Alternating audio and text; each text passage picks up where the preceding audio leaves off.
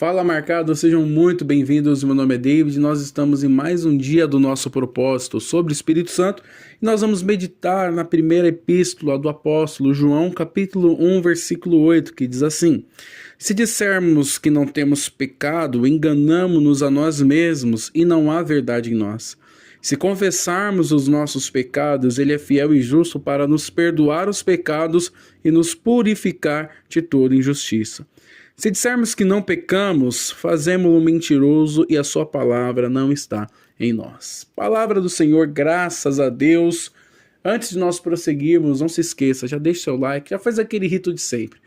Deixe seu like, se inscreve no canal, ativa o sininho e compartilhe esse vídeo com o maior número de pessoas. Eu já expliquei os motivos, então não vou aqui me alongar a isso. Vamos meditar nessa palavra. O estágio original do homem, quando Deus cria o homem, era um estágio de perfeição. Porém, com o pecado, quando o homem ele cai porque ele dá ouvidos à serpente, ele come daquilo que Deus havia proibido dele comer, ele cai e dentro de si nasce o instinto pecaminoso, ou seja, agora o homem ele peca, aquilo que outrora era um ser santo, próximo de Deus, agora se torna um ser distante de Deus.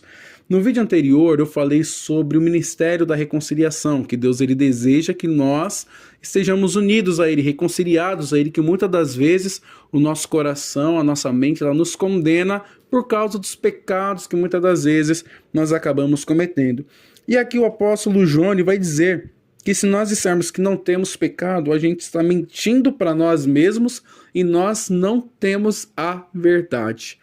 Marcados, o pecado é algo que nos afasta de Deus, mas o sacrifício de Jesus é algo que nos reconecta em Deus. Eu quero que você entenda uma coisa. Quando nós falamos sobre igreja, nós estamos falando não de uma placa de uma instituição, nós estamos falando de um corpo, que é o corpo de Jesus Cristo, em que Cristo é o cabeça e nós somos os membros. Só que desse corpo chamado igreja, apenas Cristo é o perfeito. E é por isso que ele é a cabeça, porque a cabeça é quem manda, os sinais, as ordens para os outros membros, para que eles cumpram aquilo que foi dado. Então Jesus é perfeito e através da sua mente, através do seu entendimento, ele vem para aperfeiçoar os cristãos, coisas que nós ainda não somos perfeitos, tá? Então ele vai dizer, olha, se dissermos que não temos pecados, enganamos-nos a nós mesmos e não há verdade em nós.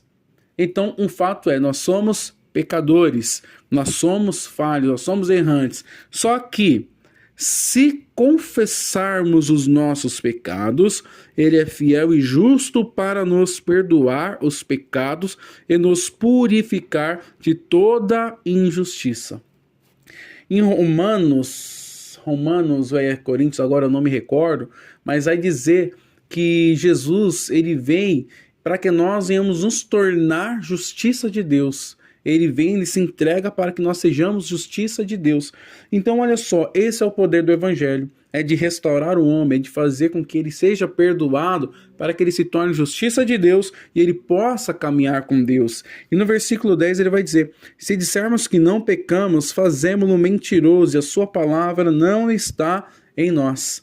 Olha só que coisa grave. E pasmem, eu já vi inclusive ministérios aí dizendo que nós não pecamos.